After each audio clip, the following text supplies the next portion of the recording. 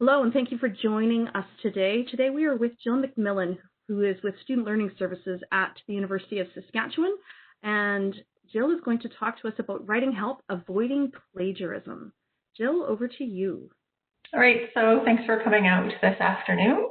And if you are ever looking to get in touch, feel free to send me an email, jill.mcmillan@usask.ca. Even though I primarily help with graduate students, I'm happy to hear from any USask student. I would also just like to highlight some additional writing resources that are available at the university. So if you're ever looking for one-to-one feedback on your writing, I highly recommend that you connect with one of the trained writing tutors at the Writing Help Center. You can receive this feedback via email or during a WebEx appointment. You're also more than welcome to join the virtual write-ins that happen every week, Monday morning and Wednesday evening. And I'd also just like to promote the upcoming virtual graduate writing retreat. This is also available to upper year undergrads. And basically, it's 3 days of programming that you can attend as many or as few sessions as you'd like, but it's being framed as an opportunity to really make some progress on your writing projects. So hopefully I will see you there. All right, so let's take a minute or two to hear from those of you in attendance. What would you like to learn today? What are you hoping to learn from today's session? Let's just take a minute or two and contribute in the chat.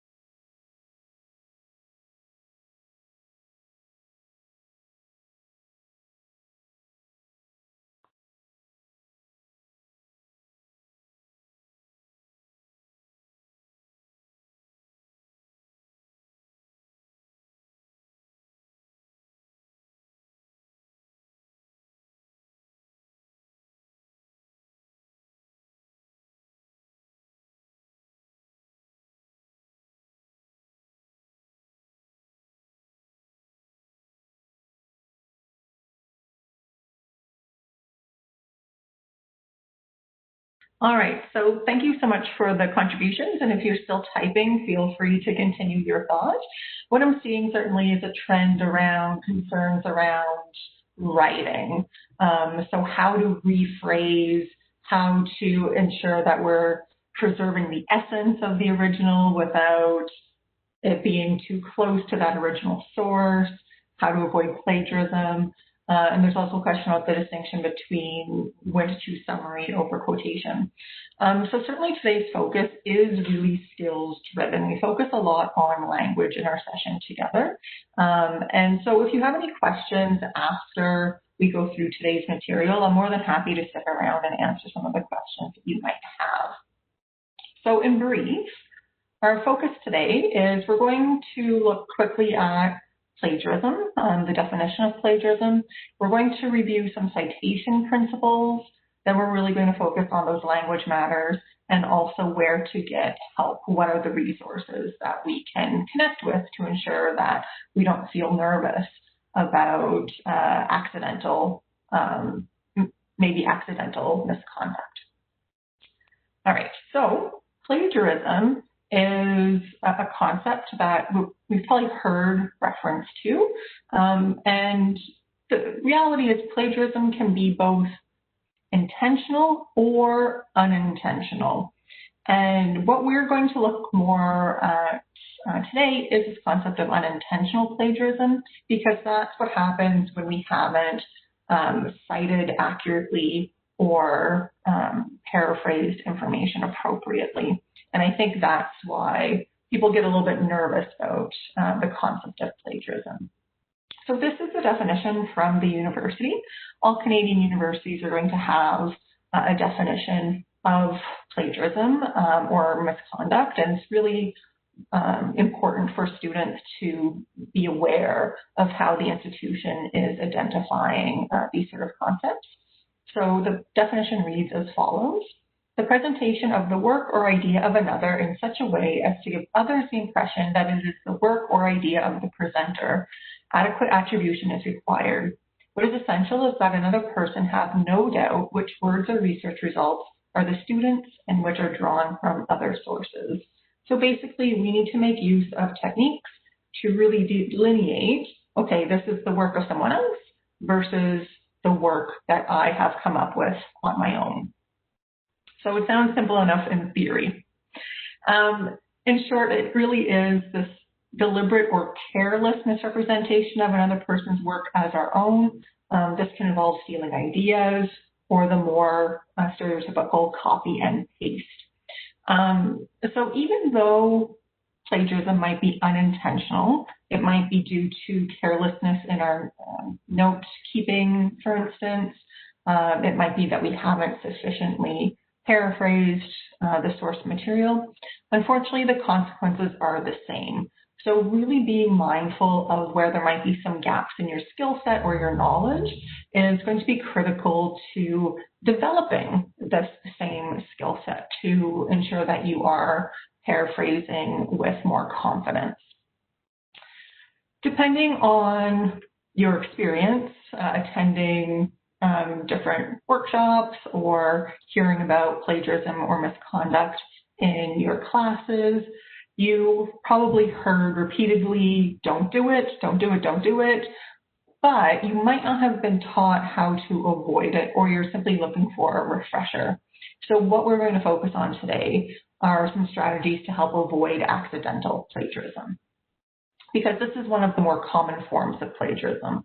I can't prevent someone from intentionally copy and pasting the work of someone else, but I can certainly help steer someone who wants to ensure that they are paraphrasing accurately toward those strategies that are going to allow them to develop this skill set. So when it comes to integrating evidence accurately, we're looking at a couple of different factors. We're looking at citation, quotation, paraphrase, summary, and synthesis. Now, we only have an hour together.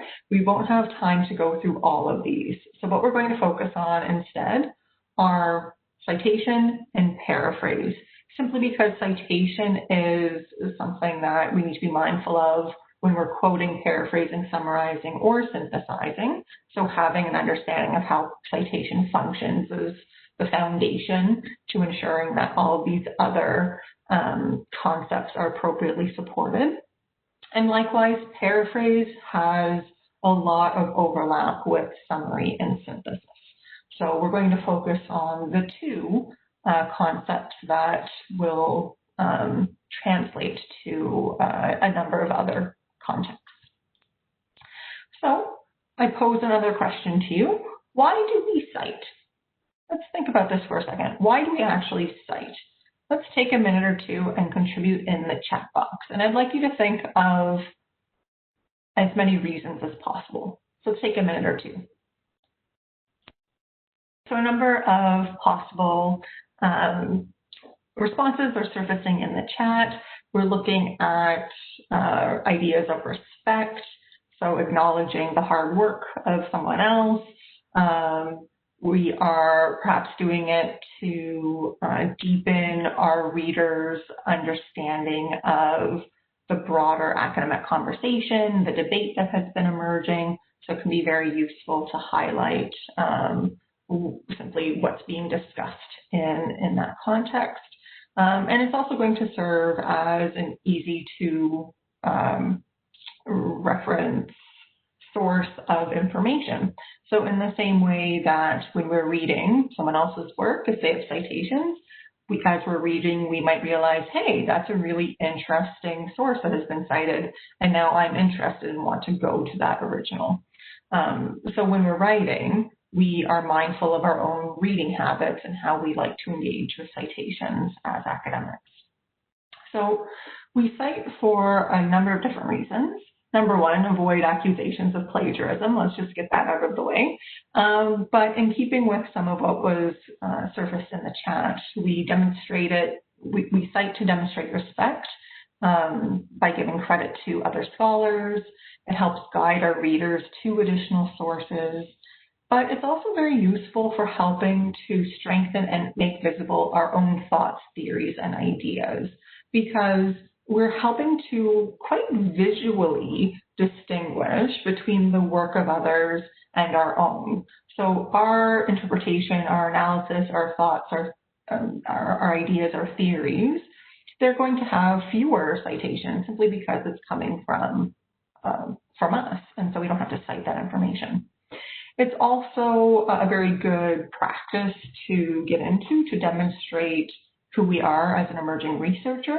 It helps to build our sense of credibility with our readers and just helps to develop our reputation. And it's a very useful professional practice simply because citation is important in a wide range of contexts.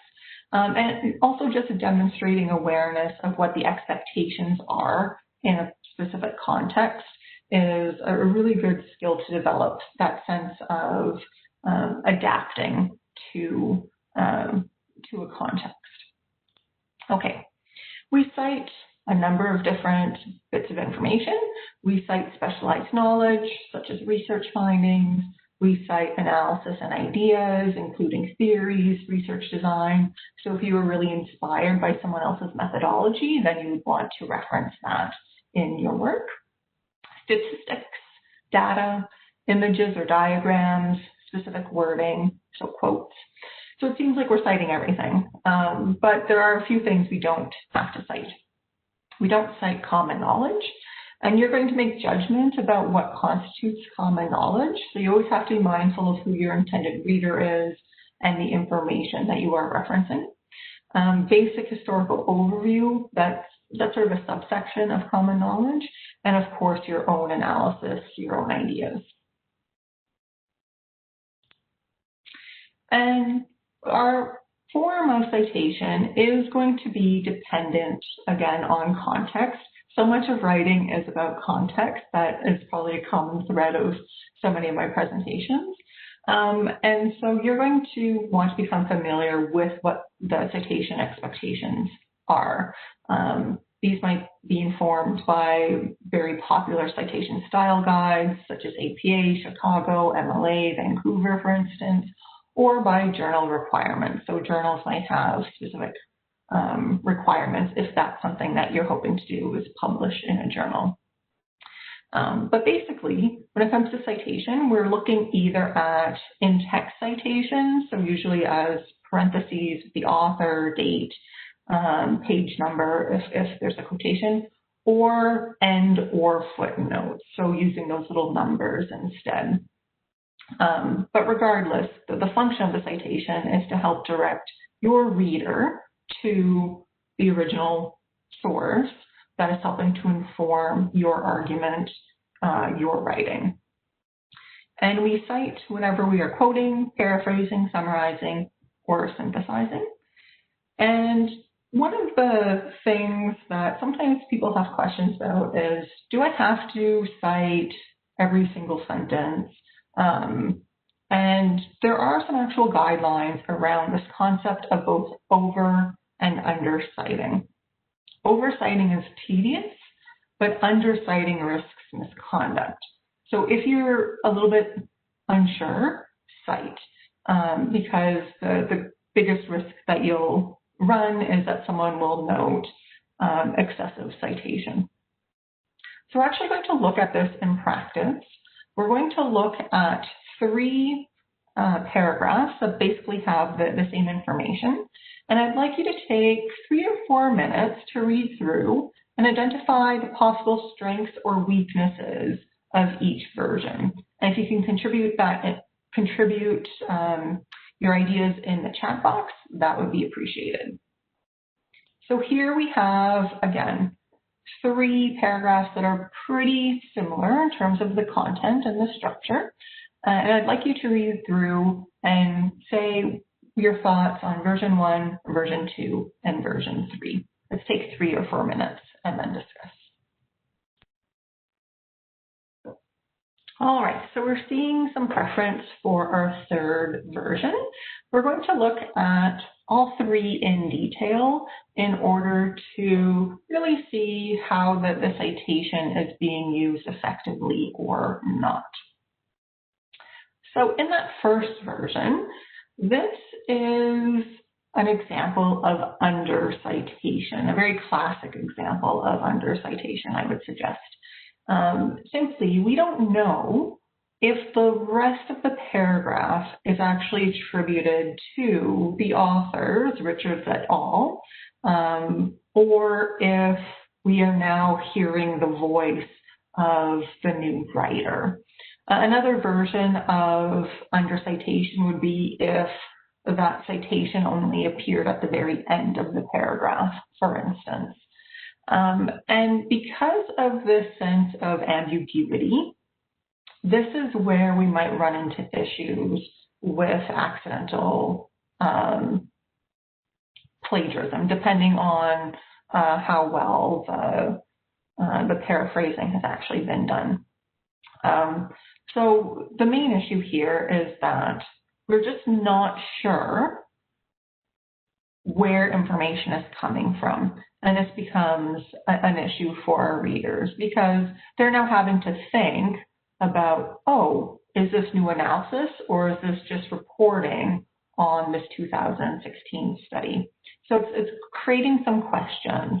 And when we're writing our academic texts, we really want to ensure that readers are only questioning when we want them to question. So sometimes we want readers to sort of stop and think, but we want that to be intentional. We want to have guided them to that response. Here, it happens accidentally. Okay, in contrast, version 2, there's no question whatsoever where information is coming from. The attribution is very, very clear, but it's excessive. And as a result, it's actually starting to impact readability. It's becoming somewhat distracting for readers. A reader might think, oh my goodness, how many more times am I going to see reference to Richards et al.? This seems over the top. And it is. It's too much. And in our final version, however, what we've struck here is a nice balance. We have sort of what I refer to as bookended the paraphrase. We have reference, that formal citation at the very beginning and at the very end of that longer example of paraphrase. But then we've also made use of some language in a very deliberate way. So words like authors or researchers or study, this is going to help clarify that sense of attribution while promoting readability. Readers are going to completely understand that you're still referencing the same source, but we don't need that same formal citation in the same way because the context has already made that clear. So attribution often comes from that balance between citation, context, and language. So when it comes to citation, what we want to be mindful of are the requirements. What is being stated by those style guides, by those journals? Are there certain technical requirements that we have to be mindful of? Do we include the dates of sources, for instance? Do we include the page numbers? Just knowing what those guidelines are will help ensure that you're following citation appropriately. Keeping good notes is also very critical for ensuring accurate attribution and protecting against accidental plagiarism. So for instance, if you decide that as you're reworking an example of paraphrase, you actually want to include a short quotation within that, you might have lost that original page number if you haven't maintained good notes. So maintaining good notes is really crucial to ensuring that you have the information available to you. And ultimately, you want to remember the needs of your readers. they want to think the best of you. They want to think of you as a credible thinker, as a credible researcher. And so if you are using citations appropriately, that's going to enhance their appreciation of you, especially if they decide to access some of the sources or studies that you have cited in your work. All right, so now we're going to shift focus and really put our attention on the concept of paraphrase, which has some overlap with both summary and synthesis. So when it comes to effective paraphrase and summary, it's very dependent on the attention to and use of language. And this is a complex task. It's not just a matter of using synonyms. We want to make the language sufficiently different. And so we can do this by really thinking about sentence structures, making new sentence structures, and thinking about how we might present information in an original or distinct way while preserving the essence of the original text. And in doing so, we're starting to layer in our scholarly voice and helping to maintain a consistent style through the larger text. And when you actually say this, you recognize, wow, this is really complex, because basically we're saying, okay, see this thing? I want you to take this thing, make it completely different, yet recognizable. It almost seems like a bit of a paradox, but that's both the challenge and I suppose the fun of paraphrase, that we really have to play around with language in a deliberate way. So when it comes to paraphrasing effectively, I think questioning is really critical. It helps to create the foundation of paraphrase, in part because it's going to ensure that we understand the original source sufficiently. And considering the complex nature of the research and the reading that I'm sure you're doing, this is sometimes easier said than done. So asking questions will help verify that we really understand the information that we want to incorporate into our own writing. So we can ask, what is the main idea of the paragraph or the source that we want to paraphrase? What might be some of the most relevant supporting details? How might I change the structure of the original in my version? And I might look at this from a larger and a smaller perspective. So if you're looking at something as long as a paragraph, really thinking about how to make that, move that information around, or even at the sentence level, how to move that information around. We might think about the vocabulary that we can use to ensure clear attribution, as well as recognizing that some words might be difficult to put into our own words, and we have to think of strategies for overcoming this.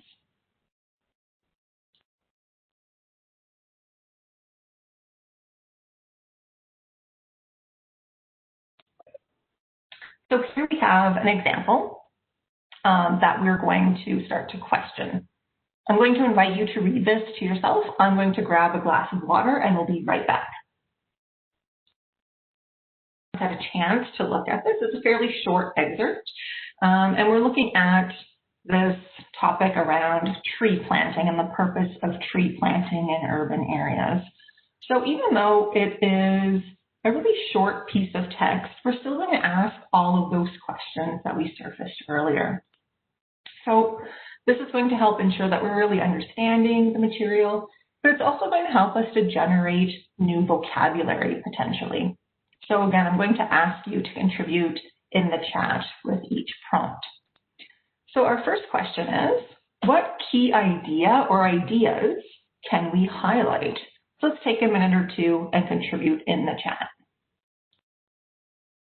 All right, so we have a couple of comments in the chat identifying, well, it seems that the point of this is trees can be used to reduce pollution somehow. And yeah, I think that is a key takeaway. So the possibility of trees to combat pollution, specifically in urban areas, in cities. And we also have reference to this new system that can help facilitate the selection of trees that might work best for this context. So when you start looking at how some of the phrasing has emerged within the chat, we already start to see some potentially new vocabulary that might become available to us in paraphrasing. So let's move on to our next question. What might be some of the most important supporting details that we want to incorporate into our paraphrase attempt? Again, let's take a minute or two and contribute in the chat. So as noted in the chat, we're looking at this distinction of, okay, some species are probably better than others for various reasons. And really the purpose of this study is to create a ranking system or method to help with this selection. So we really need to know which trees are most suitable for removing this type of pollution and how to select these trees. Okay, next question. How might I change the structure of the original when I'm drafting my own paraphrase attempt? Let's take a minute or two and contribute in the chat. So some possible strategies are being surfaced. So we might look at changing the style of sentences from passive to active sentences. We could think about this from that structural perspective a little bit more intensively. So we might think, well, maybe we want to have fewer sentences. Maybe we want to have more sentences. Maybe we want to have different types of sentences. Maybe we want a mixture of simple and compound complex sentences. Maybe I'm going to switch the information around in quite a significant way. So maybe I'm going to first describe the ranking method and then provide some context. So we have, even when we have a short piece of text like this, we have a lot of options available to us when it comes to creating our own paraphrase attempt. The risk that we sometimes run with paraphrase is that we become so fixated on the original that it's hard to break away with how that information has been ordered, because we assume that the writer has already put it in the best possible structure. But we have a lot of choices available to us as writers as well. And I think ensuring that we know that is key to building up our confidence in approaching paraphrase. Okay, so these are just a couple of examples. So I already noted maybe we would talk first about that ranking method and then provide context, so almost reversing the information. Or we might first talk about how some trees might be more effective than others in controlling pollution, and then make reference to other details. We might incorporate information from the citation. So maybe we're going to bring in reference to those authors. Again, lots of choices are available to us.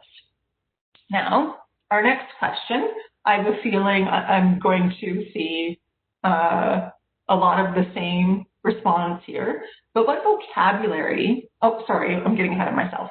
What vocabulary can help ensure clear attribution? I was one question ahead in my mind. So what vocabulary can help ensure clear attribution? Let's take a minute or two and contribute in the chat. So there's a suggestion that we could incorporate reference to the actual names of the authors. And this is a very useful way to ensure that our readers know where this information is coming from in our paraphrase attempt. We also have some other vocabulary that is at our disposal. So we could reference the authors by name. We could reference them as the authors. We could reference them as the researchers. We could make reference to a study. We can make reference to the date. All of these bits of information are going to help clarify that sense of attribution. So in the same way that we deconstructed those examples of over and under and just right citations with Richards et al., we want to think about how in that more successful example of citation. The formal citation was balanced with reference to the authors, to the researchers, to the study. And we can use that same strategy when drafting our own paraphrase. All right, now, I think this is the question we've all been waiting for. In this excerpt, are there any words that might be difficult to put into my own words, and how can I overcome this? Let's take a minute or two and contribute in the chat. So we've, in the comments, there have been repeated references to what is PM 2.5 pollution. And certainly I did not know what this meant. And what did I have to do? I had to look it up. I had to look in a dictionary. And then once I had that information, suddenly this made a bit more sense to me as a reader. So ultimately, when it comes to those words that might be difficult, this is going to be very specific to who we are as individuals. Because based on our prior knowledge, we might already know what something refers to. But if it's something that's unfamiliar to us, we need to look it up so that we actually have a really good understanding of our source material. Because if we don't know what some words mean or some terms mean, we risk misrepresenting the original source when we are paraphrasing. And sometimes language and vocabulary or terms are going to be context specific. It might be something that relates to something technical, and our intended audience might already know this. And so that sense of translation might not be as necessary in certain contexts as in others. So when we are writing our paraphrase, we also want to be very, very mindful of who our reader will be. And that's going to help inform how we're going to present information to them. So PM 2.5 pollution is atmospheric particulate matter with diameter of less than 2.5 micrometers. Basically, it's a form of air pollution. And again, I had to look this up because I did not know what it was. It is a technical term that's used in fields or in environmental science, for instance. And again, we have to then decide, is this word considered generic or well-known in our field? Will our reader know what this means? Okay, but once we have that information, then again, once again, we have much more vocabulary available to us as writers, which is really the purpose of breaking down text in such a level of detail. So here we see our first paraphrase attempt, and I'd like to hear your thoughts. How effective do you find this paraphrase attempt? What's accounting for your thoughts? So it reads as follows. Given the potential for trees to manage particulate pollution, researchers have developed a simple ranking system to determine which species are best suited for removing PM 2.5 pollution in urban areas. Let's take a minute or two and reflect on the effectiveness of this attempt. So we're seeing some frustration with the fact that the original source doesn't include as much detail as we would like. And I recognize that an exercise like this is a little bit artificial because when we are pulling from other sources, we might actually be looking at a larger piece of text, which provides more context and more flexibility when it comes to writing our own example of paraphrase. So as to that list of trees, we would have to actually go and look at the original source to determine, okay, which trees should actually be planted. But overall, we're seeing, okay, we're capturing most of the original intent of that source material. The information is presented in a sufficiently unique way. I would say it's a moderately successful paraphrase attempt. So let's break it down a little bit. So we have some changes happening. Of course, we've layered in formal citation and attribution, because when we're paraphrasing or summarizing or quoting or synthesizing, we need to ensure that readers know that this is coming from someone else's work. We've changed it from 3 sentences to 1 sentence, and we've made use of a lot of synonyms. So certainly some of the vocabulary is quite new. But the question is it enough? Is it enough? Or is this more of an example of summary rather than paraphrase? Are we actually missing some key detail? So let's look at another paraphrase attempt. So this one is a bit longer, and that is characteristic of paraphrase compared to summary. Paraphrase is typically as long, if not longer, as the original source, where summary is much more concise. So it reads as follows.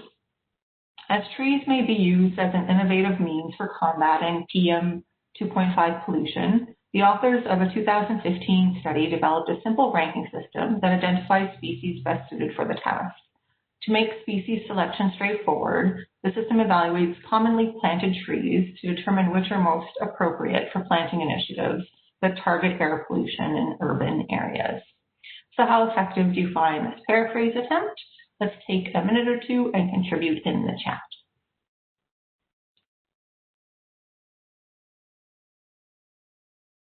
So let's take a minute or two to break this down to see. Let's look at this attempt compared to the first attempt. So here we see some more changes compared to the first attempt. So it is a little bit more unique. But again, we're making use of a lot of very similar techniques. We're making use of that formal citation and attribution. We've included reference to the authors. We've included the date, and we've also included that formal citation. Again, we've changed our sentence structure. So we go from 3 sentences in the original to 2 in the paraphrase. Again, we're making use of synonym use. Synonyms, even though they're not our only strategy, they are a key strategy when paraphrasing. The order of the information is a little bit more unique, and so I've highlighted in sort of corresponding colors to see how some of this information is broken up a little bit. And again, this could be approached in a completely different way. It could be structured in a much more drastically different way. We always have multiple choices available to us as writers. But when we compare this attempt to our previous attempt, I would suggest that this one captures the detail of the original a little bit more effectively. However, as I noted in the chat, in practice, I think that most of us, when we're writing, we probably hover somewhere between what's considered classic paraphrase versus classic summary. These exercises are a little bit artificial because when we're writing for our own purposes, we're going to be selecting the level of detail that's going to be most appropriate for our reader. So we always need to ensure that we are including the detail that they need without misrepresenting the original source. Okay, one question that sometimes comes up is, can I use a couple of consecutive words safely in my paraphrase attempt? Unfortunately, there are no definitive rules, and this can be a bit frustrating. But again, it speaks to the importance of context and applying writerly judgment. So changing sentence structure is one of the first steps that will help shake you away from how the original information has been presented and really force you to think about different ways of phrasing this information. If you do find that you have to use some content words in a row, I would recommend using quotation marks to capture that when you have 4 or more content words in a row. And you can also strive for synthesis, where you're combining multiple sources, which typically forces you to think in terms of relationship rather than how information has been stated in the original sources. Just because I'm keeping an eye on time, one thing I would like to bring your attention to is the concept of patchwork plagiarism, if you're not familiar with this. And this is where there's some effort to reference the original source, but falsely presents the turn of phrase as one's own work. In some ways, it's a form of failed paraphrase, where there's really just been some superficial changes that have happened. And this is probably the area where most emerging academics might find themselves in a bit of a dilemma because they think that they've made the effort, but they just haven't changed it enough. I really like this resource, the University of Wisconsin-Madison Writing Center. They have a really detailed look at this concept of patchwork plagiarism with some examples that you can look at.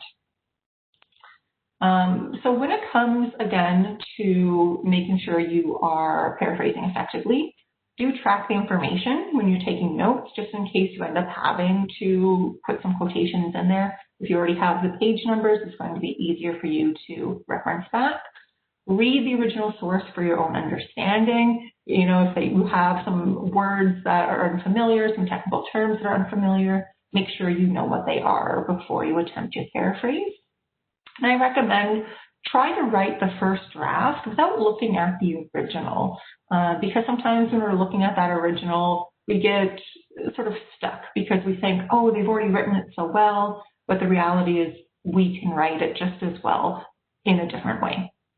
And then you can go back and compare what you've written with the original source. Is the content accurate? Is the expression sufficiently different? And then you revise as needed. So I'm going to highlight some resources and supports, but first there's a question: what is the difference between summary and abstract? So abstract in the context of academic writing is typically that short summary before, the abstract is typically a summary of the larger journal article that you might read. Whereas when we're talking about paraphrase and summary, oh goodness, okay, let me try and explain this again. Basically, an abstract is a formalized summary of a research article. And so even though it's going to look fairly long, so it's usually that, 500-word piece of writing at the very beginning, it's actually representing a very small amount of text compared to the rest of the research article. And the abstract is very useful because in reading it, a researcher can get a sense very quickly of whether or not they want to continue reading the rest of the journal article. So I hope that provides some clarity. An abstract is a form of summary, but it's quite a long piece of summary. All right, so resources and supports. If you have questions about academic integrity, ask. This is the most important thing. You can ask your instructors. If you're working with editors, if you're looking at submitting work to the undergraduate research journal, for instance, then you can work with the editors to make sure that you are acting with integrity when publishing your work. And you can also ask me questions. I'm not the plagiarism police, but I can provide some advice or direct you to some additional resources. I also encourage you to self-educate, so review citation style guides. If you're using APA, with the new edition of APA, they've also launched the APA style blog. It's a really fantastic resource and very easy to navigate. So if you're not aware of this and you use APA, I would suggest going and bookmarking this site. It's a very good resource. You can also make use of USask citation style guides. We have them on APA style, MLA, etc. And you can also visit other trusted online sources, so sites of reputable universities, for instance. And I also encourage all USask students to complete the online academic integrity tutorial. This looks at the concept of academic integrity more from a bird's eye perspective and a conceptual perspective rather than a language-based perspective, but I think it's very, very good for enhancing your understanding of academic integrity issues. It consists of 3 modules, and you can receive certificates of completion after you've finished it. So our takeaways, remember, academic integrity underpins scholastic life. We really operate in a context where we are trusting that the work that other people are producing is reliable, and in turn, we want to produce knowledge that others can also trust. Keep in mind, academic misconduct may be unintentional, but the consequences can be the same. So really being mindful of the things that you need to do to avoid academic misconduct is critical for your academic success. Appropriate attribution is dependent on accurate citation as well as language choice. Paraphrasing is an important skill set that requires time and practice to develop, and I see I have a little bit of a typo there. It should be time singular. And lastly, multiple resources are available if you have any questions. And I always encourage you, if you have questions, do reach out. It's better to ask a question than to receive a note saying that there's some accidental plagiarism, for instance. So sorry for going a few minutes over time, but just a reminder that your university library is here to help. So if you're looking for basic math and stats support, if you're looking for at grad school in the next year or two, we have grad support, but we also have study skill support for undergraduate students. We have research support as well as different forms of writing help. So if you have any questions, I'm happy to stick around for a few minutes. And again, I would encourage you to register and attend the writing retreat that is coming up. I can put the link in the chat box. So thanks so much for joining me this afternoon. I will grab that link. And if you have any questions, just let me know.